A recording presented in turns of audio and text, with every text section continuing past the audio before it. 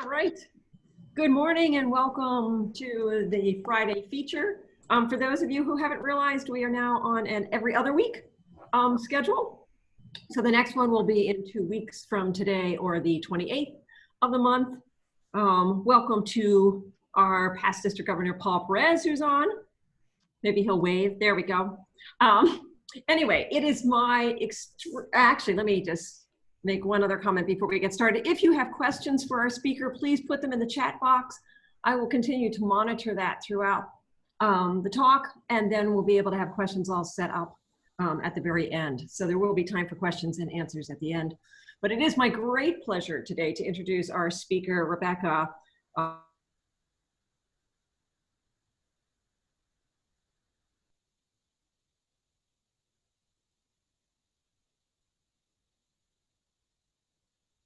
Second term as the Secretary Treasurer of the Mdewakanton Sioux community. I think that's it. I think I did that correctly. But anyway, so please welcome our speaker, Rebecca Crooks-Stratton. Thank you very much for that nice introduction. Good morning, everyone.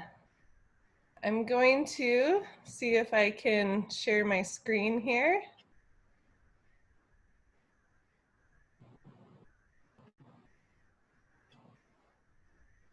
All right, how's that? Okay, good stuff.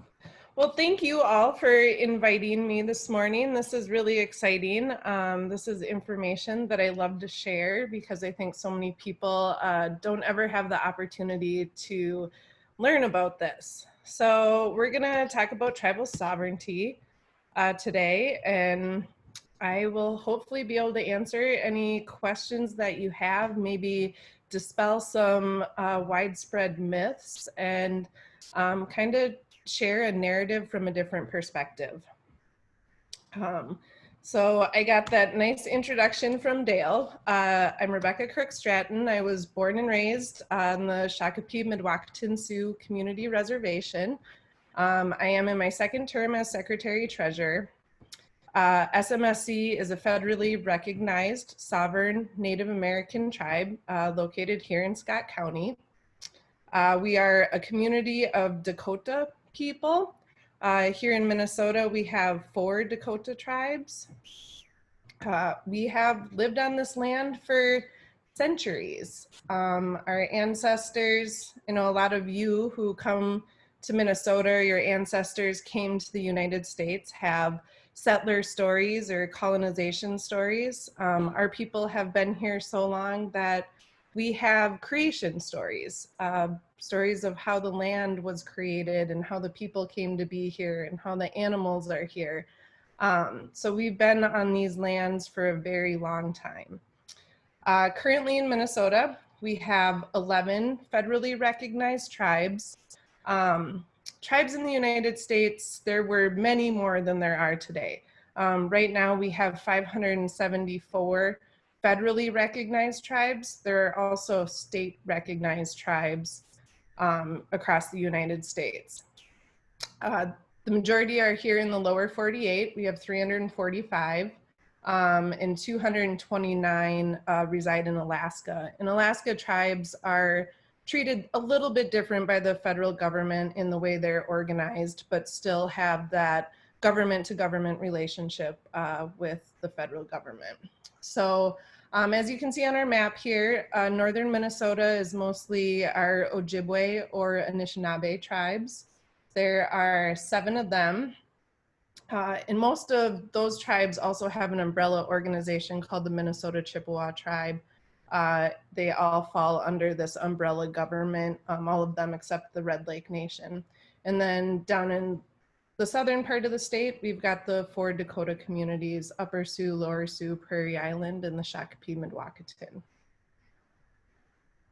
All 11 of these tribes maintain government-to-government relationships with both the federal, state, and local governments as sovereign nations.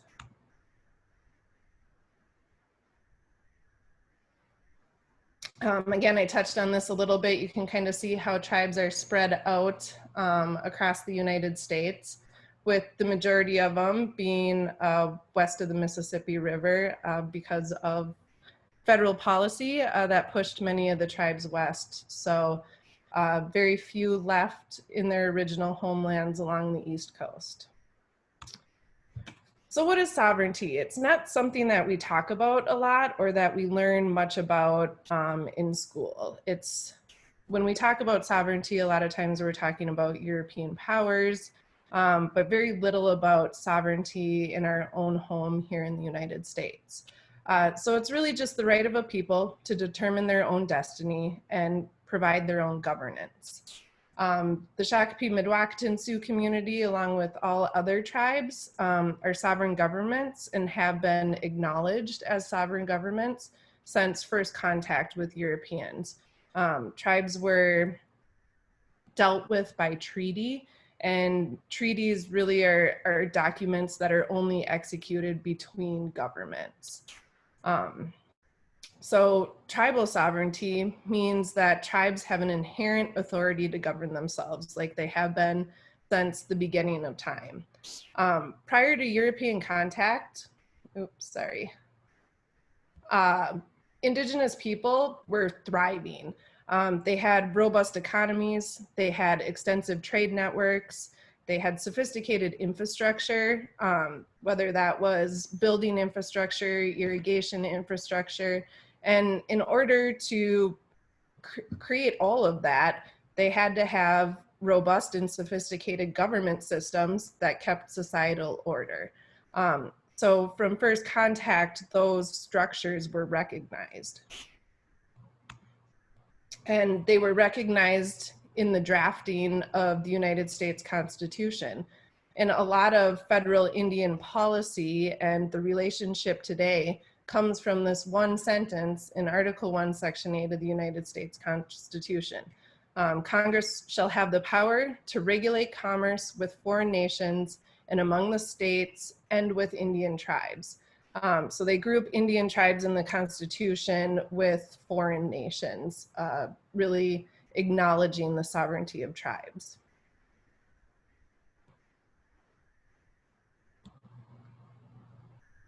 So in the United States, we have three sovereigns. We have the US federal government, which is kind of the overarching umbrella sovereign. And then we have the state governments and tribal governments. And when you think of tribal governments and the relationship between these three, tribal governments are more on par with states in the relationship that they have to the federal government.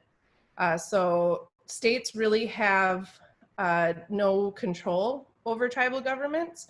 There may be some mutually beneficial partnerships, but really the laws of the state do not apply to Indian tribes, and that jurisdiction remains with tribal governments. So federal jurisdiction does come over tribal governments just like it does state governments, but state jurisdiction in many cases does not apply to tribal governments. And there are some exceptions to that. There's a federal law called Public Law 280, which gave criminal jurisdiction to state governments in, I think it's 8 or 9 states across the country.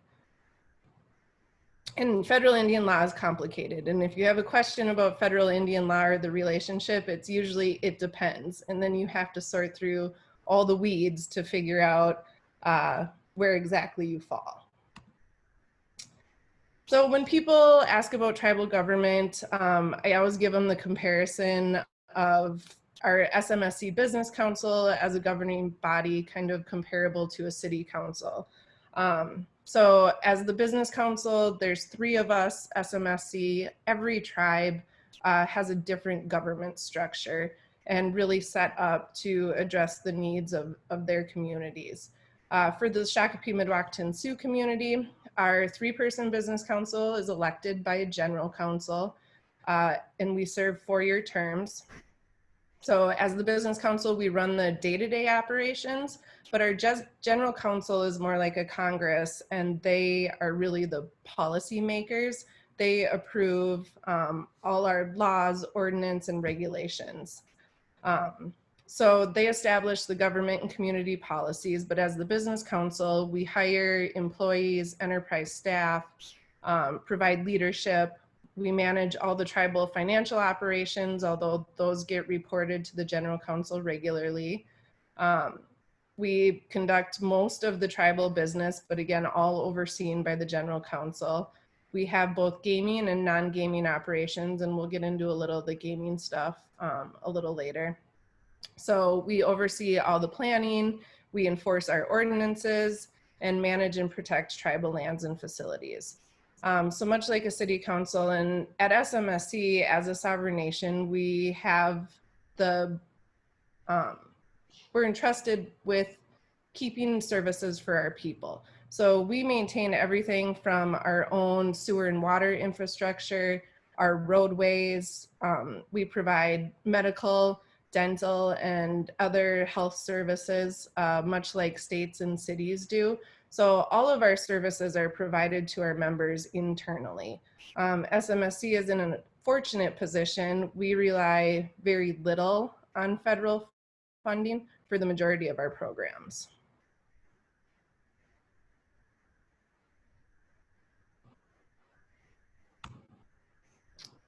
So I'm going to dive into kind of federal Indian policy. It's generally grouped into these eras, they're called. So there's kind of that era of tribal independence, that pre-contact through about late 1700s. And these are general, very general dates. And then kind of that treaty making period where agreements between equals, tribes were ceding lands, European nations, the British, the Spanish, the French, were all making treaties with Indian tribes all across the United States, but mostly on the East Coast. In the mid 1800s became the relocation period, really that push to push all Indians west to open up lands for European settlement. Allotment and assimilation was the era that commonly referred to as dealing with the Indian problem. So the colonizers wanted lands, Indians were occupying the lands and trying to figure out how to deal with the issue of trading or acquiring land. In the 1930s, Indian Reorganization came. There was a report that came out called the Miriam Report that really detailed the terrible conditions on tribal reservations, and the federal government made some moves to reorganize and give tribes more control of their destiny, essentially. And then the termination period. At one point, the federal government said, we're just done. We're not going to recognize Indian tribes anymore. And during that period, over 100 tribes across the United States lost their sovereign status because the federal government refused to recognize their tribal governments. Some of those tribes have since been recognized, but very many of them are still state recognized or operating really without their full tribal government being recognized. And today we are in the era of tribal self-determination. So we're going to kind of jump ahead to the removal. So in the 1830s, really marked a period of growth in the United States. Settlers were really flooding into the east and west regions, kind of coming by coast. This picture here is the Dakota internment camp at Fort Snelling in 1862. So the Indian Removal Act forced Native people onto small chunks of reservation, small chunks of land, where they were not able to exercise their self-sufficiency. As I said, when we started, tribes had robust economies, trade systems. They were farmers, they were gatherers, they were hunters, and they relied on the large tracts of land to really self-sustain themselves and care for their communities. So when the removal came and they were forced onto these small tracts of land, they didn't have the resources that they needed. And the treaties and the Removal Act provided for that the government, the federal government, would provide resources to tribes. The reality is many of those resources never made it into the hands of individuals. The system was very corrupt.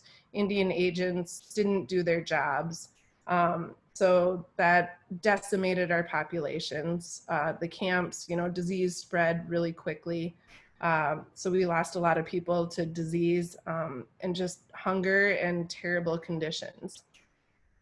So in the 1830s, one of the things most Americans are familiar with is the Trail of Tears.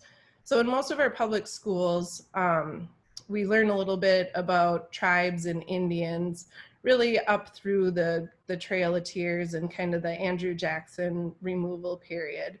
And then we don't really hear much more about Indians. And so it creates this narrative that we don't exist anymore when we are very much still here. So the Trail of Tears was the Cherokee removal to Oklahoma. And shortly after that came the US Dakota War and then the Dakota Exile. And that was really a dark period in Minnesota history. Settlers wanted the land, the resources. Tribes had timber-rich lands, waterways that they had control of, and just really an abundance of natural resources. So in order to get their hands on those resources, Dakota people were exiled, pushed out, and the ones that tried to stay were killed, and they really had no mercy. It was a really, really sad time. Groups of women and children were killed. The Dakota were marched out of Minnesota to the Santee Reservation in South Dakota, and many fled up to Canada. And so that's why you see many Dakota, Lakota, Nakota people kind of spread throughout North Dakota, South Dakota, and then up into Canada was a result of the 1863 Dakota exile.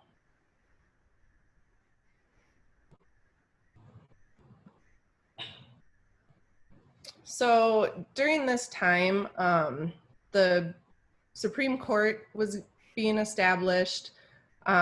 Indians were trying everything they could to gain their lands, to hold the federal government accountable for the promises they made through treaties. They didn't have, obviously, the military might to fight back like the United States did. So they took it to the courts, and we're hoping that the United States would at least enforce and honor the promises they made, the treaties they made, and the laws that were in place. So the Marshall Trilogy is kind of the foundation of federal Indian law, and it establishes some really important concepts in the federal tribal relationship. So the Marshall Trilogy, the Chief Justice at the time was Justice John Marshall. And the court affirmed the legal and political standing of tribes through these three court cases. So Johnson v. McIntosh in 1823 established that the federal government had the sole right to negotiate with tribes. So this is where the states were kind of cut out of the picture. States were trying to take Indian land, states were trying to purchase Indian land, and this case pretty much said, no, the federal government is the only one that can deal in land or anything else with tribes. And then the Cherokee Nation versus Georgia, another instance where states are trying to interfere with tribal nations. This case really established the trust relationship between the federal government and tribal nations. Some of the language in the case linked Native tribes, they called them domestic dependent nations, with a relationship as a ward to a guardian. So by using that terminology, it really established that sovereign nations, but they're nations within our nation, and by the treaties and negotiations that happen, the federal government has an obligation to tribal nations to uphold the provisions of the treaties. And then finally, Worcester v. Georgia. This is actually a really interesting case. There were some missionaries that were arrested under Georgia state law on the Cherokee Nation reservation. And one of them, Worcester, argued that the laws of Georgia had no effect on the Cherokee Nation, and therefore he couldn't be prosecuted in the state. And that case went to the Supreme Court, and Marshall ruled that states generally do not have any jurisdiction in tribal nations. So this trilogy is really important as we move forward because it sets up a lot of precedent and goes back quite a bit and is referenced as we go forward and establish kind of more precedents when it comes to federal Indian law.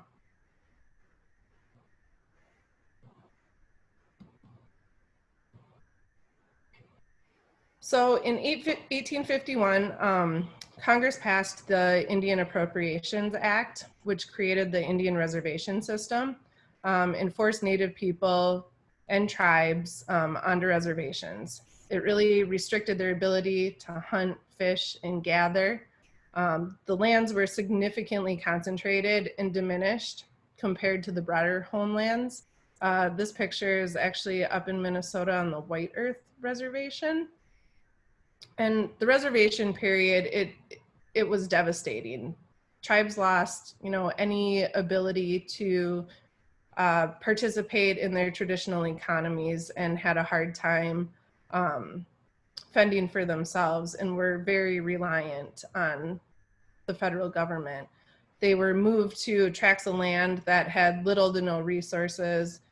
Any economic development at the time was practically impossible. So they really were completely dependent at that time.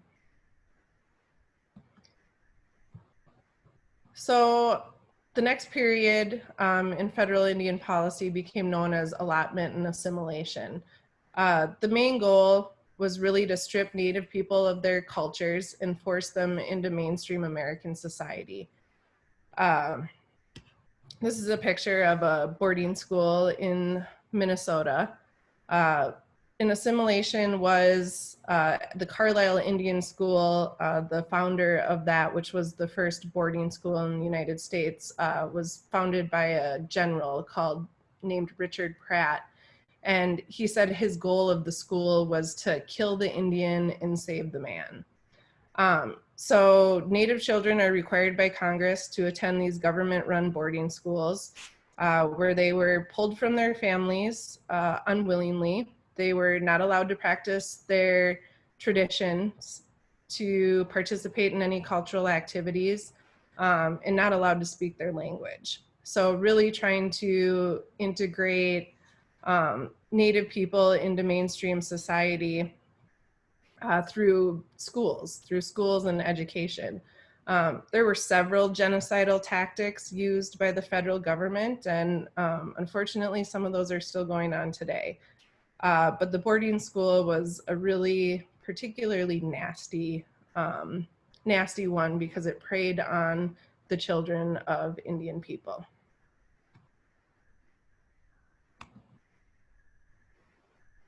So as part of allotment and assimilation, allotment was essentially another land grab tactic by the federal government. So they forced Indians onto reservations and said, here, this is your land, you have to stay here. But then in an attempt to assimilate and turn Indians into European farmers, because that was the generally accepted practice, the American dream. You're going to get some land, you're going to become a farmer, except the Indian dream for the American dream for Indian communities had a much different worldview. So allotment took the land and it established heads of households and gave anywhere from 80 to 120 acres to each individual Indian. Part of allotment was they were supposed to get tools to be farmers and farm the land and be able to be self-sufficient. But the reality is that never really happened. Tribal people didn't believe in individual land ownership. The societies were set up to be communal. Everyone had their part to play. And so the individual land ownership just didn't work for tribal people. So those land holdings many times were then sold, and any land that wasn't allotted out was opened up for white settlement. There's a couple major cases in this period. Ex parte Crow Dog is a case that established criminal jurisdiction in Indian country. This was a case where an Indian killed another Indian on an Indian reservation, and the state tried to prosecute, and the tribe said, no, we've already handled it in our court system. You have no jurisdiction here, and it was handled in a traditional way. Well, the federal government didn't like that, and so in response to that case, they passed the Major Crimes Act. And Major Crimes Act gave criminal jurisdiction in Indian country to the federal government, and in some cases, states. And as a result of this, tribes argued that the federal government didn't have that authority. And out of that came another case that affirmed congressional authority in Indian country. And then the Dawes Act was the act that allowed allotment to take place. So right now, Indians held millions of acres, obviously, prior to contact. Right now, reservations occupy about 2% of the entire United States. Think maybe the size of Montana, maybe a little bit smaller. The US forests that are set aside as protected forests have more land than Indians.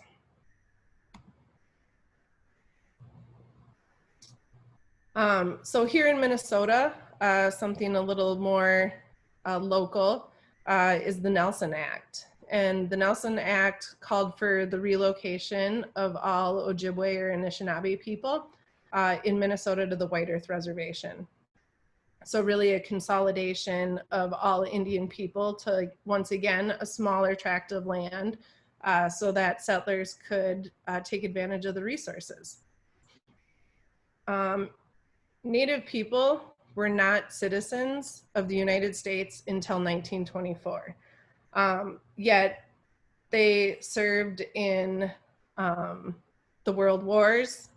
They participated in other military endeavors,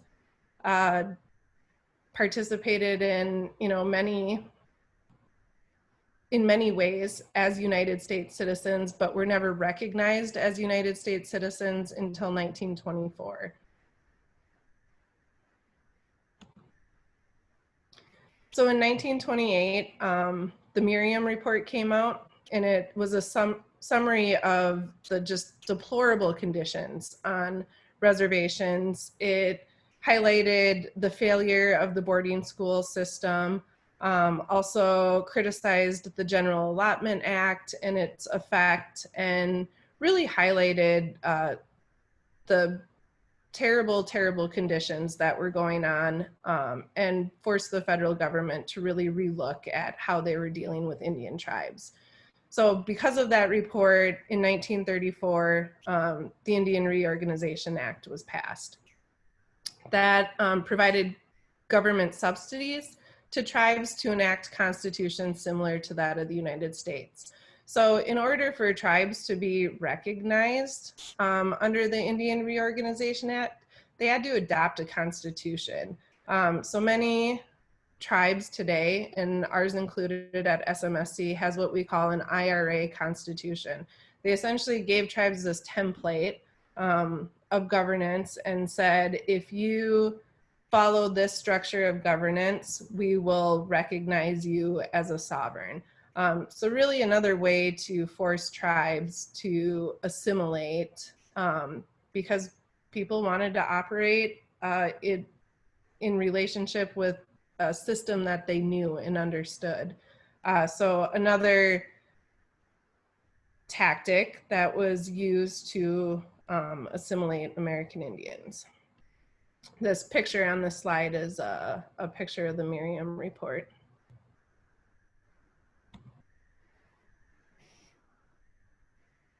So trust land, I know we hear a lot about that at SMSC and has caused tension over the years, but I'm gonna try to hurry up. I know we're 29 minutes in. Trust land is really just land. It's owned by the United States government, but held in trust specifically for Indian tribes. The purpose of that is really just to restore lands and keep them permanently protected so that tribes cannot lose their lands anymore. So once land is taken into the trust, it's taken out of the tax rolls and set aside specifically for that tribe. So termination, I touched on this a little bit earlier. Really over 100 tribes were terminated during this period. You can see some of the things that came out of this era were Public Law 280, which was a criminal jurisdiction that was given to several states, including Minnesota. Minnesota is known as a Public Law 280 state. In 1968, Indian Civil Rights Act was passed. So most tribal governments don't operate, they don't have to afford their citizens many of the rights that are guaranteed to American citizens in the Bill of Rights because their governments are structured slightly different. So the Indian Civil Rights Act kind of forced that upon tribal governments. So today is the self-determination era. So in 1975, the Indian Self-Determination and Education Assistance Act was passed, allowing tribes to enter into contracts for federal services. It also was an era where tribal community colleges, we call them TCUs, tribal community colleges and universities, were established. In 1978, the Indian Religious Freedom Act was established. So a country founded on religious freedom banned the rights of Native Americans to practice their religious ceremonies and cultural rights for over 100 years. And it wasn't until 1978 that tribes were given that right to practice their traditional religions again. In 1990, it's the Native American Graves Reparation Act was passed. We're still dealing with this today, and I know many of you, if you're familiar with the Shakopee area along the river, where the park was one of the biggest tribal communities in the state prior to contact. It's where the city of Shakopee gets their name from. The principal leader there was Chief Shakopee.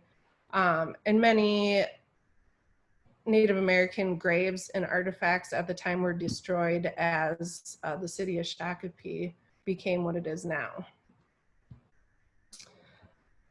Economic development. So we're gonna dive into kind of how tribes are today.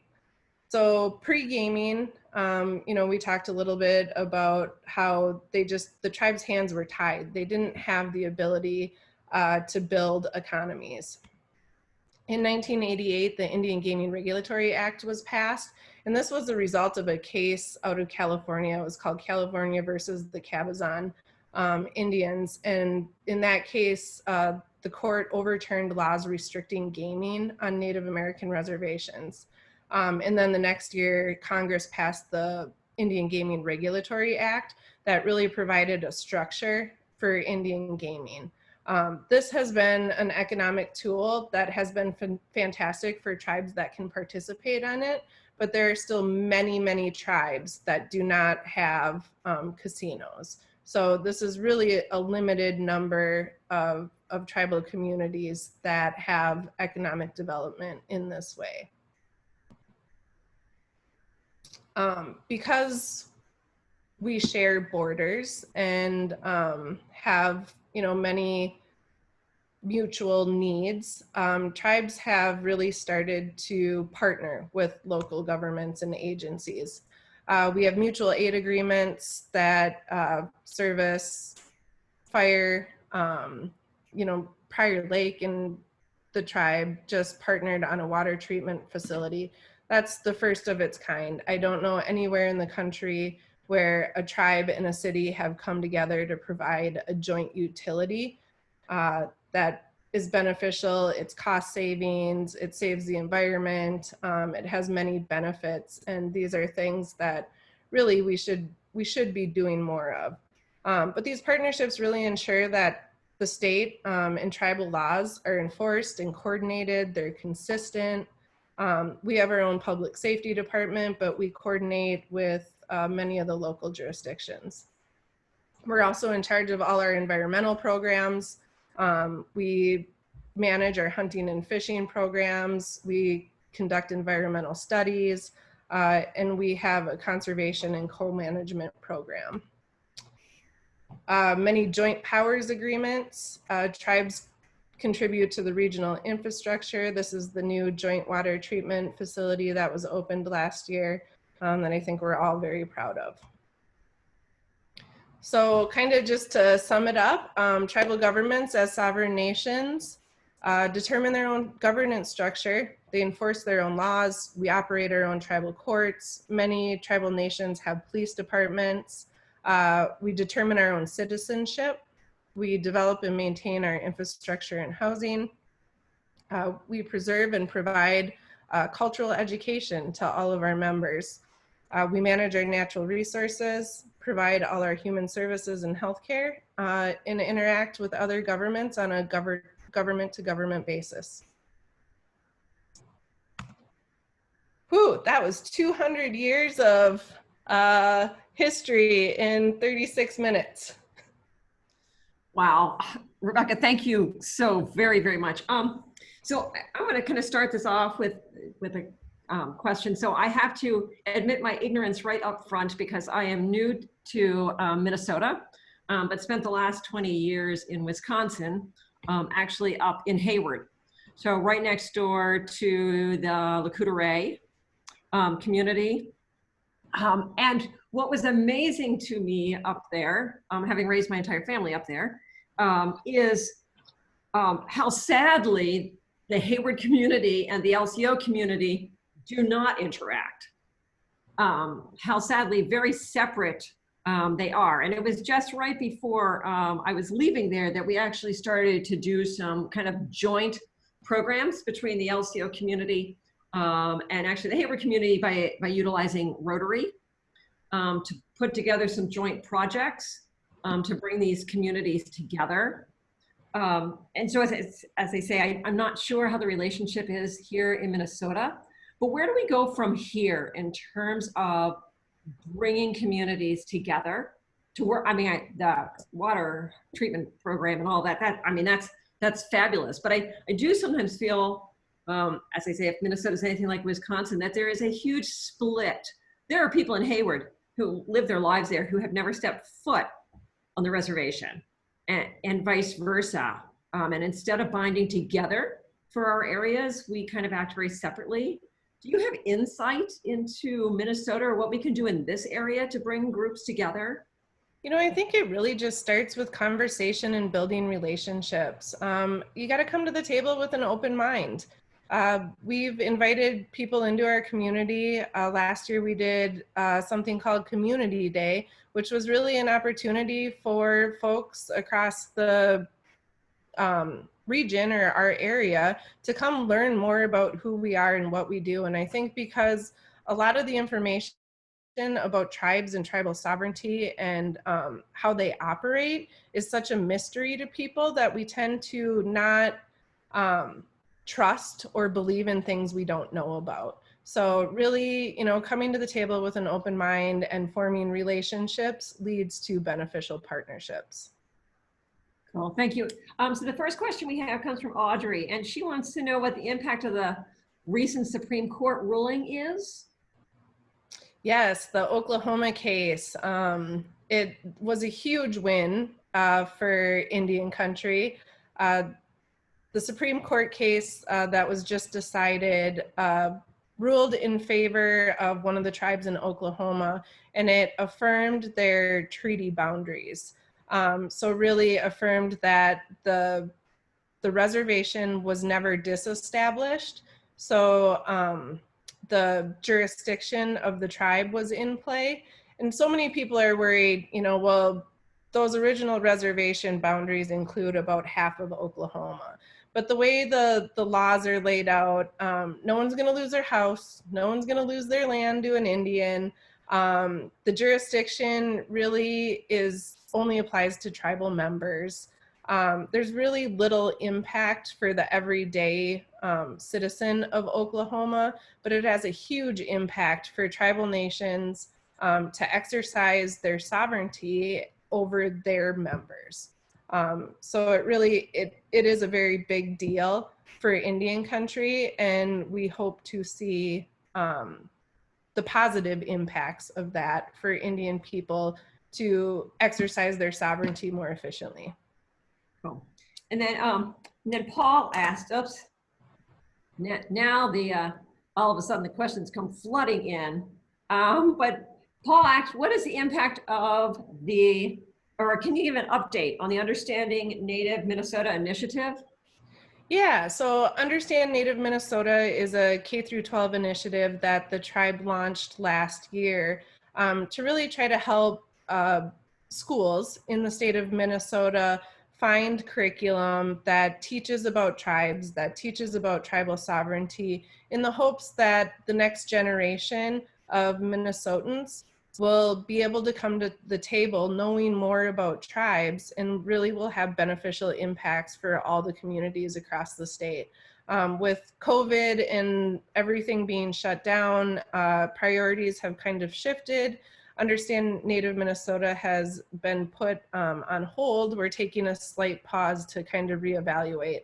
You know, teachers, administrators, and schools are trying to do their best right now to figure out distance learning.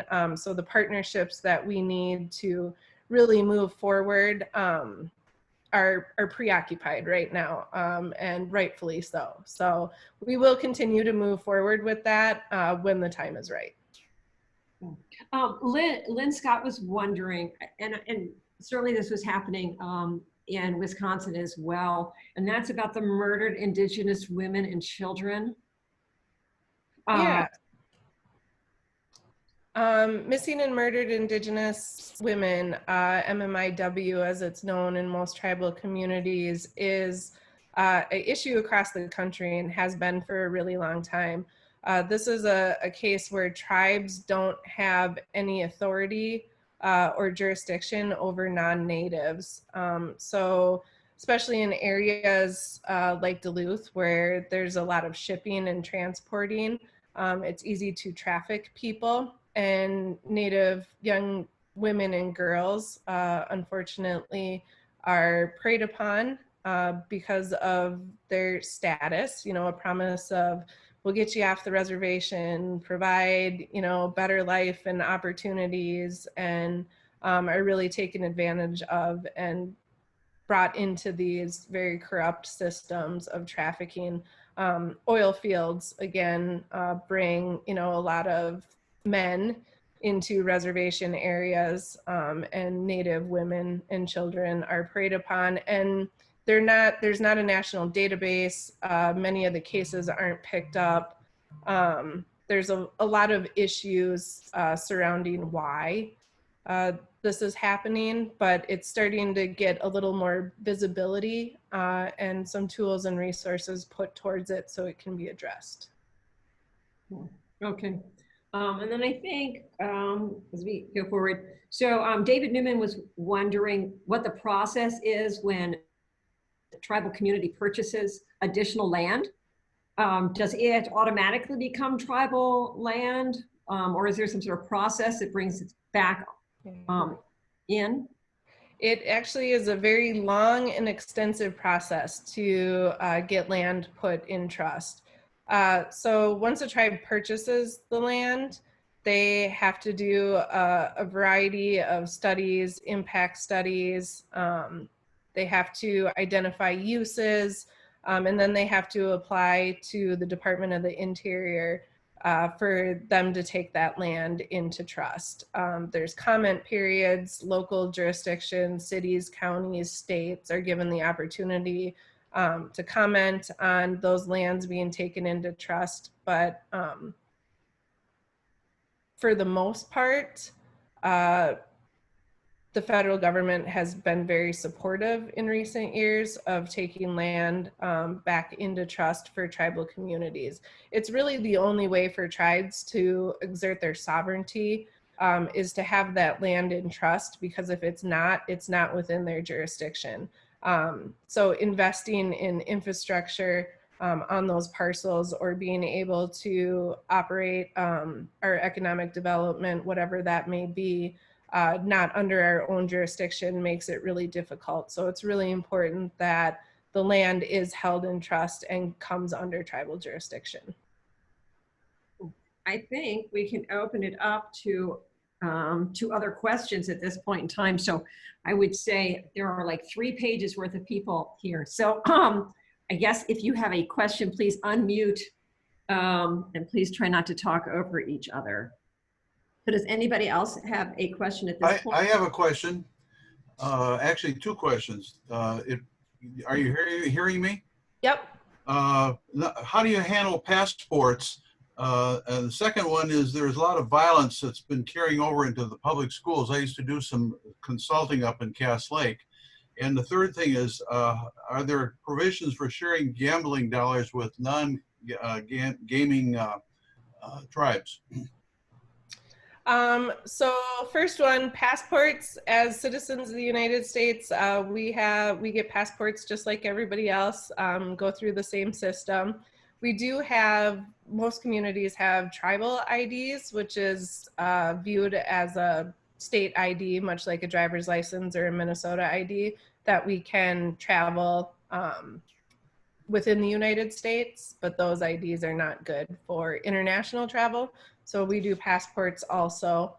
The schools, and as far as violence spilling over into the public schools, you know, just like any communities, there's a lot of different reasons for that. And Cass Lake, I'm kind of familiar with some of the communities up there, but probably couldn't speak directly to that. But I think most tribal schools and tribal communities face many of the issues that even our inner city communities face. And then as far as sharing gaming dollars with non-gaming tribes, well, here in Minnesota, all our tribes operate casinos.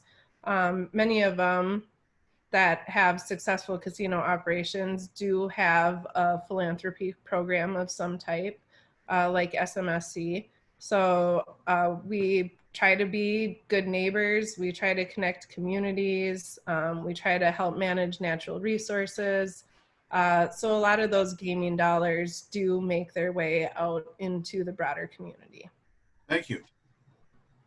This is Judy. I have a question. Actually, I have 2 quick questions. I listened to a podcast, and when the podcast ends, they always say our studios are located on Dakota lands.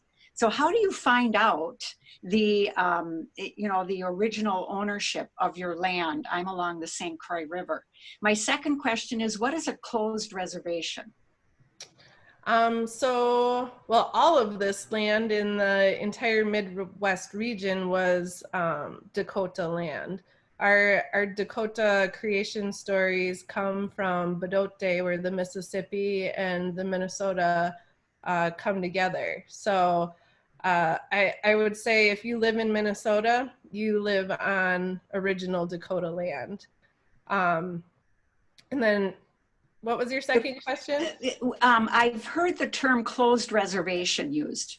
Closed reservation. So here in Minnesota, the only closed reservation we have is the Red Lake Nation. Red Lake had very strong leadership as assimilation and allotment and those initiatives were going on, and they were able to avoid that. And so their reservation is, we use the term checkerboarded in Indian country. So as a result of allotment, parcels within reservation boundaries were sold and are owned by white people or non-citizens, and that creates kind of a jurisdictional nightmare. But the Red Lake Reservation does not have that checkerboarding, so they are able to be essentially a closed reservation and have complete jurisdictional authority over all of their lands. Thank you.